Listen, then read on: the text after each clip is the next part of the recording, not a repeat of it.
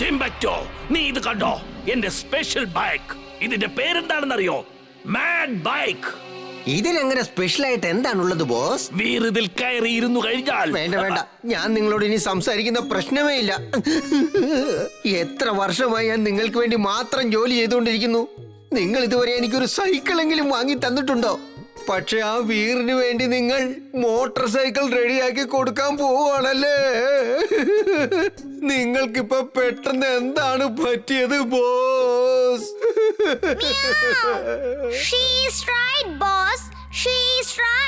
നിങ്ങൾക്ക് ഇത് എന്താ പറ്റിയത്?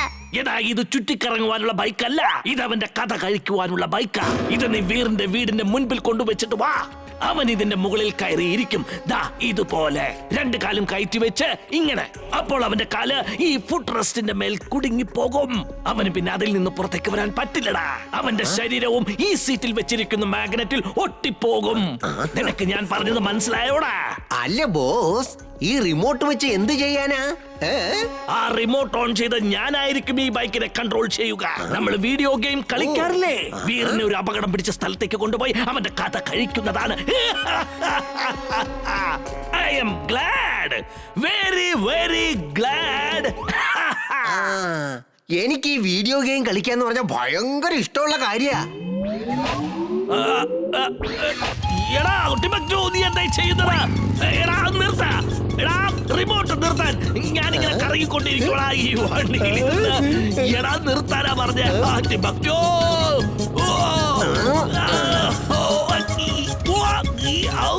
അതെ, പുറകോട്ട് പോണോ? ഈ വണ്ടി എന്താ പുറകോട്ട് പോണത്? എടാ എടാ നിർത്താൻ. ടിംബക്ടോ നിർത്ത്. ആകാശത്തൂടെ ഓടുന്നു. ടിംബക്ടോ താഴെ ഇറക്കടാ. അതേ വീണ്ടും പോകുന്നു. ടിംബക്ടോ, നിന്റെ ഗെയിം അവസാനിപ്പിക്കടാ.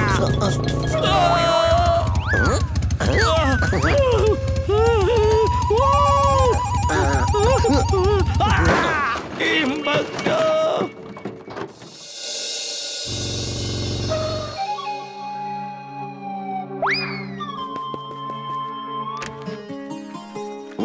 വരൂന്നേ, നമുക്ക് മാർക്കറ്റിൽ പോയിട്ട് ക്യാരറ്റ് വാങ്ങിച്ചോണ്ട് വരാം. എനിക്ക് നല്ലോണം വിശക്കുന്നുണ്ട്. നിങ്ങൾ എവിടെ വേണമെങ്കിലും പോയിക്കോ, എനിക്ക് എങ്ങോട്ട് വരാനും മൂടില്ല. ഓ ആ പിന്നെ എനിക്കും വിശക്കുന്നുണ്ട്.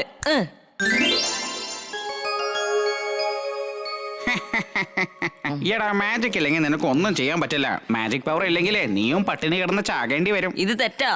മാജിക് പവർ ഇല്ലാതെയും എനിക്ക് ഇതൊക്കെ ചെയ്യാൻ പറ്റും അല്ലേ?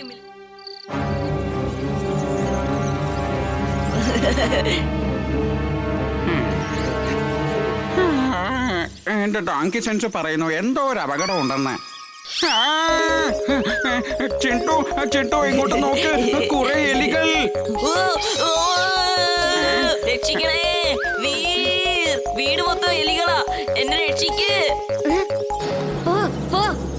ഇത്ര എലികൾ ഇത് എവിടുന്നാ വന്നത്? ചിണ്ടു, ഇതിനൊക്കെ അങ്ങ് ഫിനിഷ് ചെയ്തേക്കാൻ. വേണ്ട ചിണ്ടു, അതിനെ കൊല്ലണ്ട. ഈ എലികളെല്ലാം കഴിക്കാൻ ആഹാരം തേടി വന്നിരിക്കുകയാണ്. എല്ലാത്തിനെയും പിടിച്ച് പുറത്തേക്ക് ആക്കിയാ മതി. എന്തിനാടാ കിടന്ന് വിറയ്ക്കുന്നത്? അതൊക്കെ വെറും എലികൾ മാത്രമല്ലേ? എനിക്ക് എലികളെ ഭയങ്കര പേടിയാ. ചേടാ, ഒന്നും ശരിയാവുന്നില്ലല്ലോ. എലികളെ തിരിച്ചു വിളിക്കുന്നതാണ് നല്ലതാ. പിന്നീട് സന്ദർഭം നോക്കി അറ്റാക്ക് ചെയ്യാം.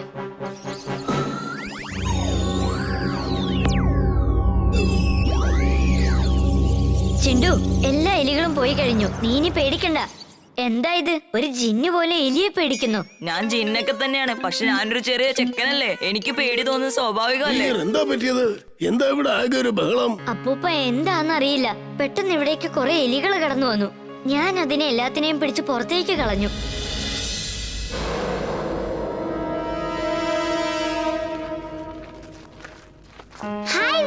ഹായ് എമിലി, നിനക്കൊരു കാര്യം അറിയോ? അത് എവിടുന്നാ വന്നേന്ന് അറിയില്ല, പക്ഷെ കുറെ എലികൾ ഞങ്ങളുടെ വീട്ടിലേക്ക് കയറി വന്നു.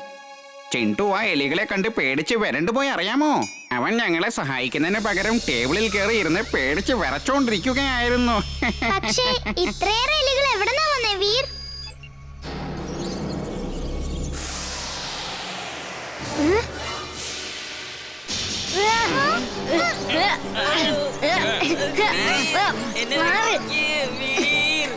ചിണ്ടു, നീ പെട്ടെന്ന് പൂച്ചയായി മാറ്. ആ എലികളൊക്കെ നിന്നെ കണ്ട് പേടിച്ച് ഓടിപ്പോകും.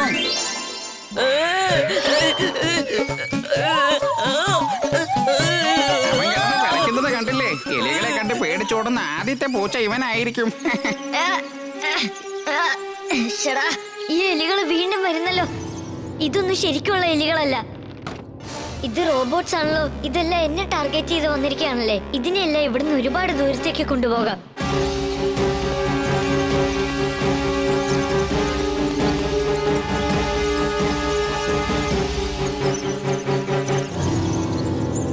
റോബോബോയ് suit on. Roboboy suit on. വീർത്ത റോബോ ബോയ്, ഇനി നീ എത്ര കാലം രക്ഷപ്പെട്ടോടും എന്റെ എലികൾ നിന്നെ ഇനി വെറുതെ വിടില്ല. സാർ, എന്നെ രക്ഷിക്കൂ. Drill suit on.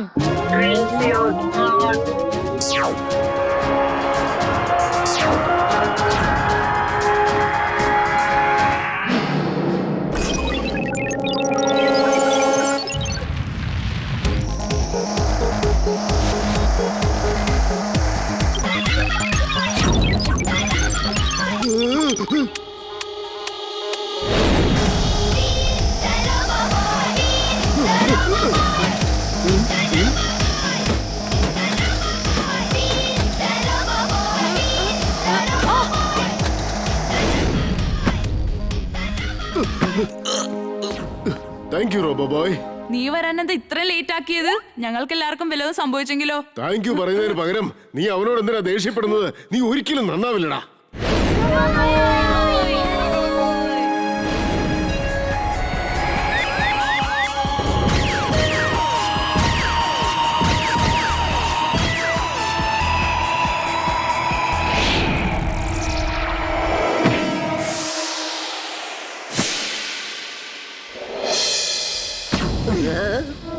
Come on, attack, attack.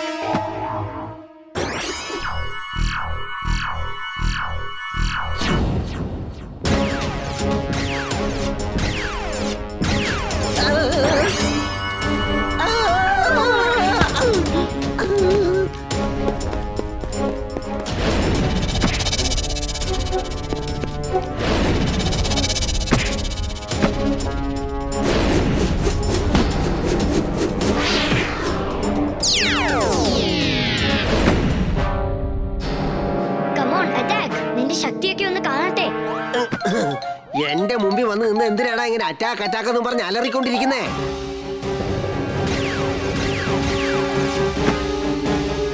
അല്ലേ മിലി?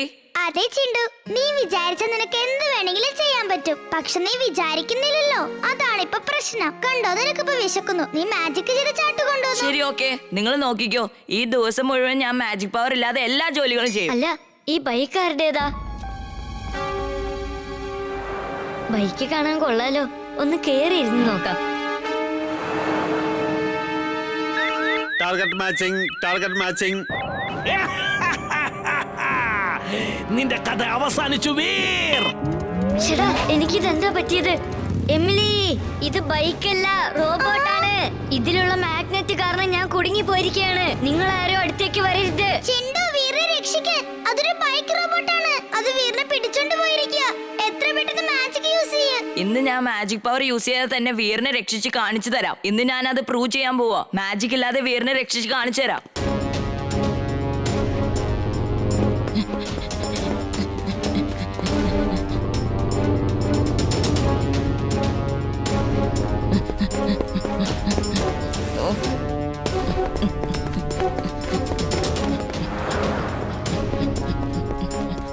എനിക്കിന്ന് വീറിനെ രക്ഷിച്ചേ പറ്റൂ.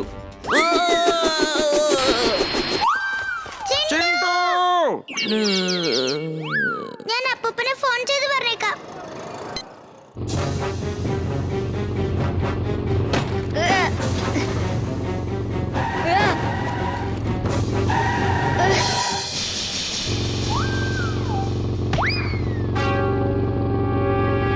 റോബോബോയ് suit on. Roboboy suit on.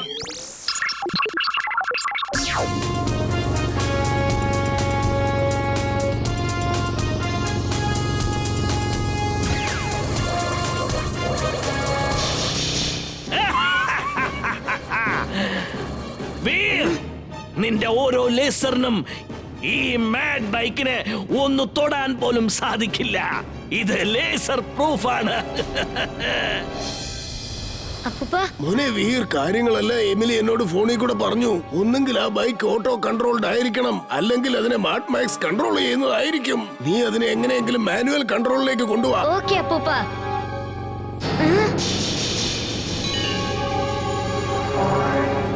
Oh no, ആ കുട്ടികളെ ഞാനിപ്പോ എങ്ങനെയെങ്കിലും രക്ഷിച്ചേ പറ്റൂ.